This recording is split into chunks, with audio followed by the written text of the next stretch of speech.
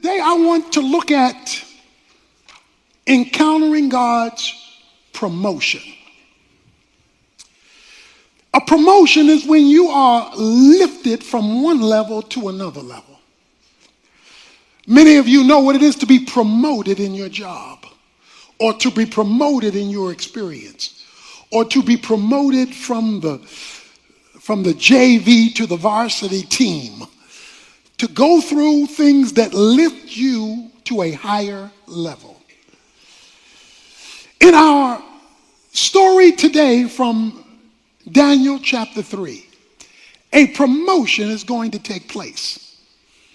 Meshach, Shadrach, and Abednego, they are going to experience a promotion.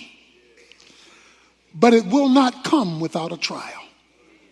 They're going to encounter God in a bad situation. Now, some of the things I am going to say from this passage will not feel right and will not be comfortable. But that's okay, because the more uncomfortable it is, the better possibility for a divine encounter. Let's start with the backdrop of the story. Meshach, Shadrach, and Abednego find themselves working in a secular culture. They're in Babylon. Babylon is an evil, pagan, and idolatrous country. Because of Israel's sin, God told Babylon to invade Israel, and they brought out many of the young people back into Babylon to live and to work. Daniel, along with the 3 Hebrew boys, are part of the group that was brought from Israel to Babylon, and now they have to live their life and do their work in a non-Christian environment. Many of you tomorrow will go to work in a pagan environment, where the people you work for and the people you work with do not share your Christian worldview. They do not believe what you believe. They do not act like you act. They do not walk like you walk. They do not talk like you talk. But that's the world you live in, because you have to provide for yourself, for your family, and you will find yourself in an unrighteous environment. That was the 3 Hebrew boys. They found themselves working for the federal government because they were administrators in the regime of Nebuchadnezzar, who was the governing head of Babylon. So they were government employees working for a pagan government. They were sent to a Babylonian school, it says in chapter 1. It says that they were indoctrinated with Babylonian thinking. It says they were even given a Babylonian name after the name of a Babylonian god. So the culture was trying to de-Israelize them and pro-Babylonize them, trying to take their mindset from the rearing of their faith to the raising of the culture. And so you and I, like the 3 Hebrew boys, are caught in a cultural tension. How we were raised and what we're taught to believe, and where we have to live and earn our money.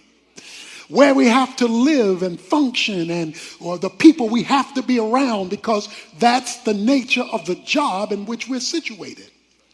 How do you be Christian when the environment you're in doesn't support your Christianity?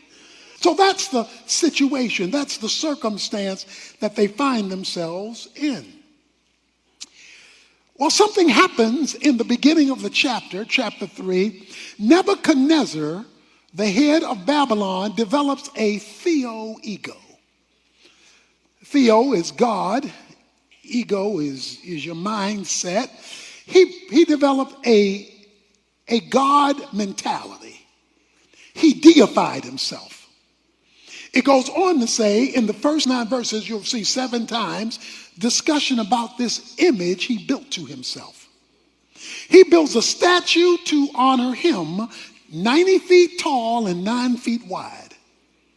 He not only builds a statue, he comes up with a law The law says that everybody is supposed to bow to the statue of Nebuchadnezzar. He calls all of his leaders together and he says, I want you all to bow. And then he gives a warning in verse 6. Whoever does not fall down and worship shall immediately be cast into the midst of a furnace of blazing fire. Okay, watch this. Now, the issue boils around one thing. Who you gonna worship? It says he built a statue and he says you are to worship before the statue. At the heart of the Bible, from Genesis to Revelation, is this issue of idolatry. For those who may not remember the definition of an idol is any noun, person, place, thing, or thought that becomes your source. So any person, place, thing, or thought that becomes your source has now become your God.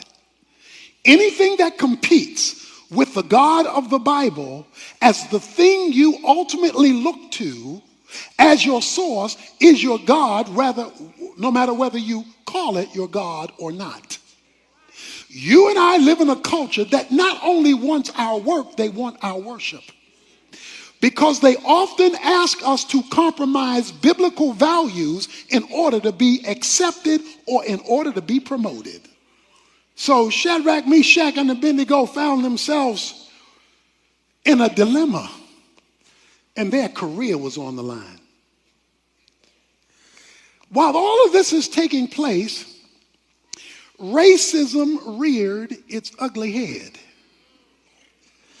A racial dilemma takes place because verse 8 says, for this reason at that time certain Chaldeans came forth and brought charges against the Jews.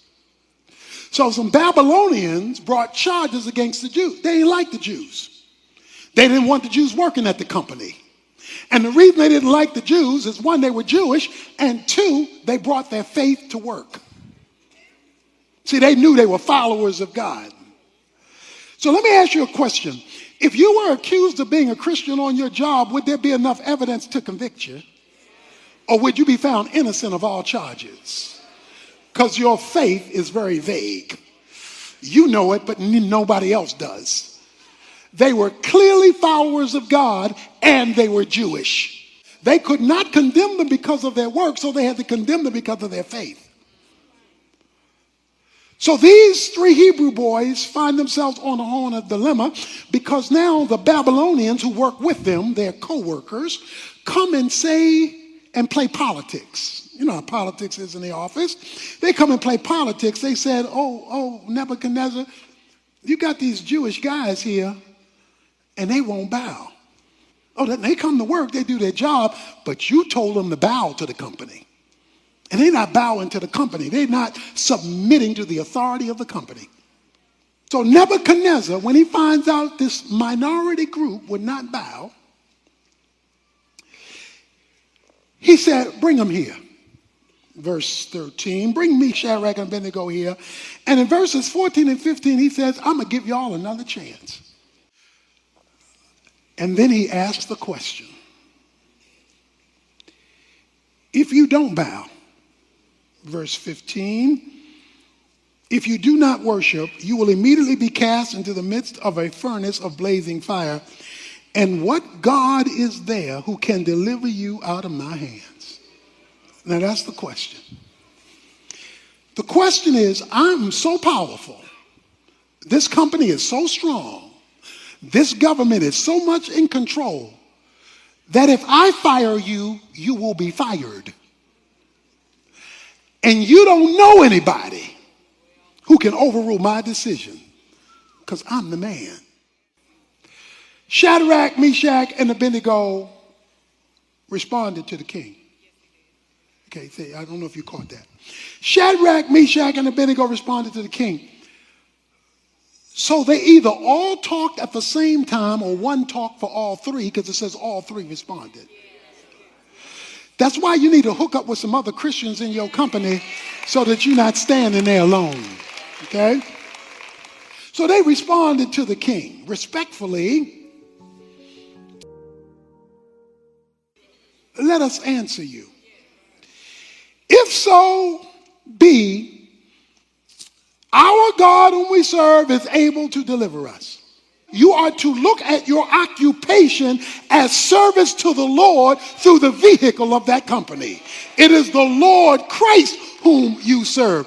So they say, we may work for you, but we serve the Lord. The God who we serve is able. The God who we serve, because that's what got them in trouble in the first place. Their co-workers knew that they served the Lord in their job description. But most Christians, many Christians, divorce their everyday work from their service of God. And these three boys didn't.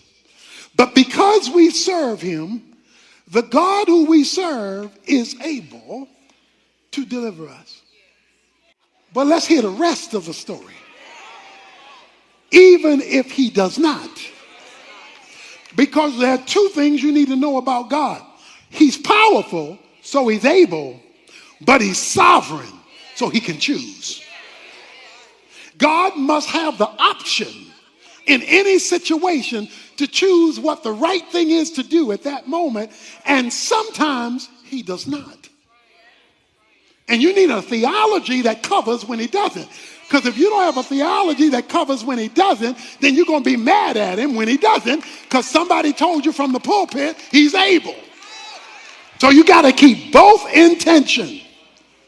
And about both, you must say the same thing, because they say, even if he does not, let it be known to you, O king. We respect you. We're going to work for you. We are not going to serve your gods or worship the golden image that you have set up. Because it says in verse 19, then Nebuchadnezzar was filled with wrath. Filled with wrath. And his facial expression was altered. He's contorted. He's contorted. Who do you think you're talking to?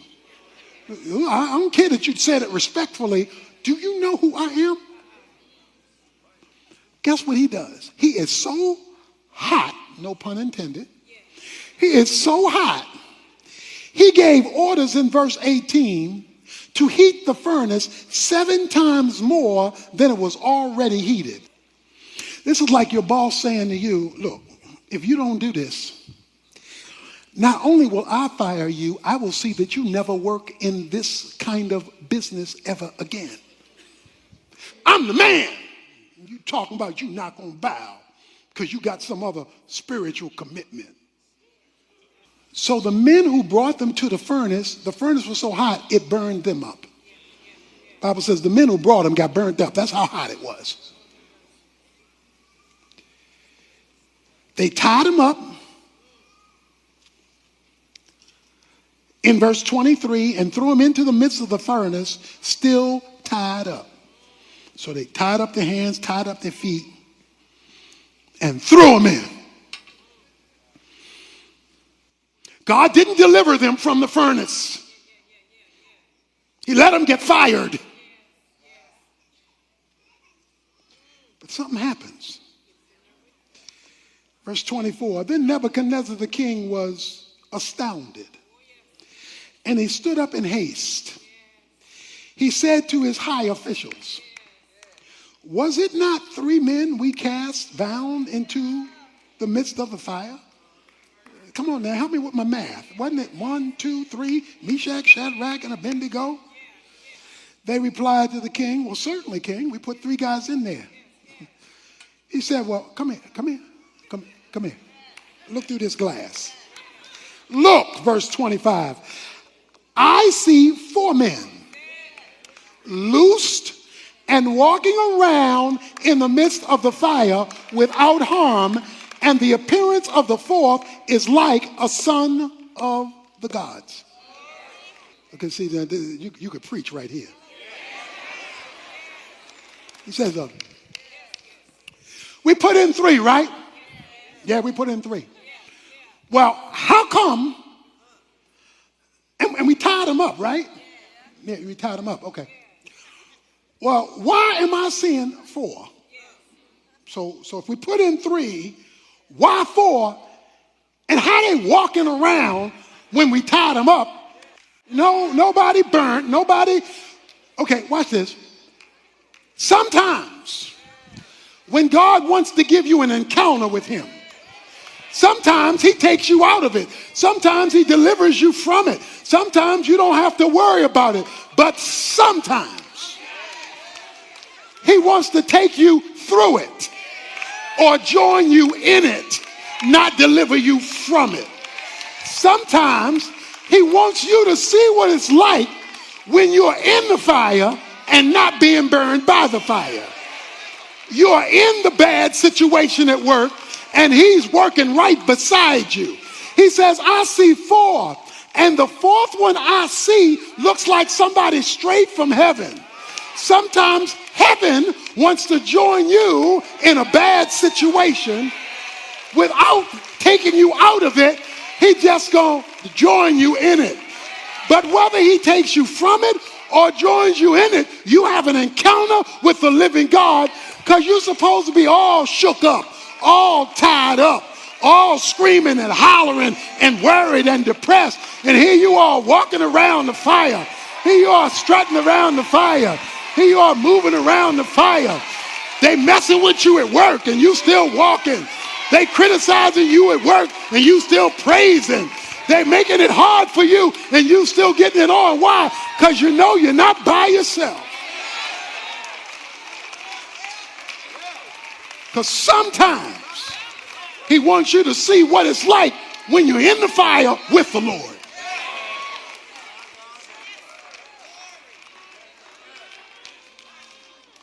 Why? Why, God? Why are you going to do this? Look, I need to walk with you. I need to walk with you. Walk with me. I want you to turn to 1 Peter. I want to walk you through a series of scriptures. I want to walk you through a series. You need to know these scriptures in 1 Peter to show you this is not just Old Testament. This is New Testament. He says in 1 Peter a number of scriptures that will change your bad situation at work, change your bad situation at the company when you have this kind of understanding of a bad suffering season in your life. He says in 1 Peter chapter 2, verse 20, he says, for what credit is there if when you sin, you are harshly treated? You endure it with patience. But if when you do what is right and suffer, for if you patiently endure, this finds favor with God. So if you're doing right and taking your stand, you're making God happy and you're finding favor with God even though you're suffering. Look at chapter 3, verse 14. He says, but even if you should suffer for the sake of righteousness, you are blessed. And do not fear their intimidation. I don't care who they are or what their title is. Don't be scared of their intimidation. And do not be troubled just because they talking smack and talking noise if you're suffering for righteousness. Verse 17. For it is better if God should will it so that you suffer for doing what is right rather than doing what is wrong. Finally, he says in chapter 5, verse 10, after you have suffered for a little while, the God of all grace, who called you by his eternal glory in Christ, will himself perfect, confirm, strengthen, and establish you. To him be the dominion. He gonna call the final shot. He gonna say where this job situation works out, whether there or somebody else. Because remember, your job, your government is only your resource. It is not your source. Some of you remember my story when I was in seminary working at Trailways. I was loading and unloading buses. They came to me because they had a scam. The scam was when people went out for lunch, then somebody else would punch them in after an hour, even though they may stay out 3 or 4 hours and hadn't been punched in. And so you rotated, and somebody did that for you, you did that for somebody else. They came and said to me, well, here's the deal. This is how you do it. This is your day to punch somebody else in after an hour, even though they'll be gone 3 hours, and then somebody will do that for you. In other words, rob the company of time and money and what's going on. So I told them, I said, I can't do that because as a Christian, that's stealing, and that's not something I can do. And they said, oh, no, you don't understand. Everybody does it. It's the way we roll up in here. So you got to expect, you can't be an exception. Everybody does it. Let's get over this Christian stuff, and this is how we do it in the company. I said, I'm so sorry, respectfully, I can't do that. Well, they said, well, since you can't do that, you're going to be unloading a lot of these buses by yourself. When the buses came in, I wound up having to unload a lot of them by myself because they wouldn't help me because I didn't conform to what they were asking me to do that was clearly unbiblical with the company. This went on for weeks and weeks and weeks. I'm discouraged, I'm depressed, and I had that same attitude that we all have sometimes. God, why are you letting this happen to me when I'm trying to be fair to you? A number of months later, I got a call. The call-in was to come to the owner's office or the manager's office for Trailways. I went in the manager's office. He said to me, we've been having a night supervisor come around at night to see what was going on with the night shift. We are very aware of this scheme that they're doing of punching people in when they really haven't come back. We're also aware that you were not a participant. So what we would like to do is make you manager of the whole shift. Now, I didn't know somebody was watching. I didn't know there was a fourth person in the fire. I didn't know that something else was going on. But you have to understand that when God decides to promote you, it doesn't matter what men say to you. So it's time for us to take a stand. A man was on an island one day, and he got shipwrecked on this island, and nobody was there. He was out there by himself, and he wondered, well, how was he going to survive on this island? He put some sticks together to make a little hut to keep him away from the inclement weather, and he got in that hut. But through a series of events, the hut caught on fire. So the hut is on fire. He's on this isolated island. A few days later, a boat comes to deliver him from the island. He said, well, how?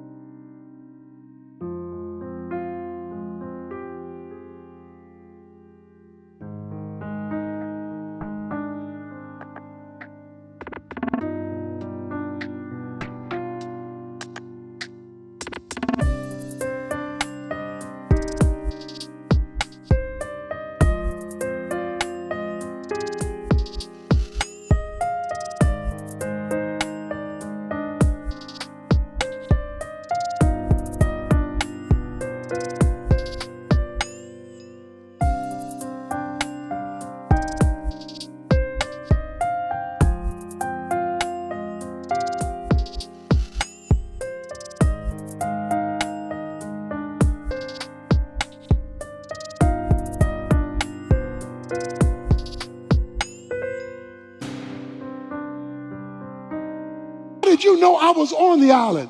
Oh, they said it was simple. We saw the smoke signals you were sending up to let us know you were here.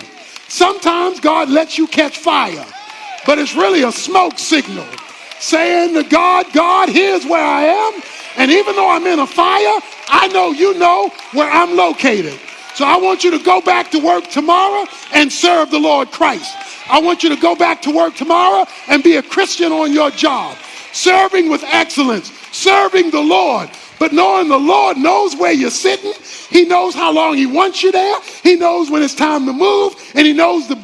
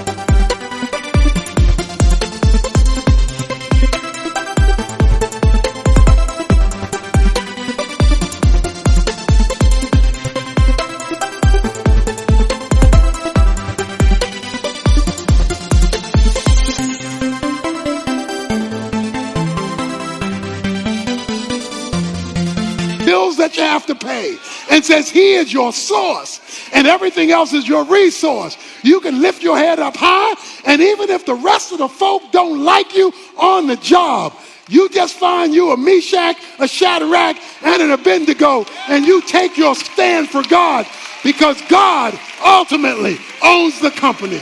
Let's give him some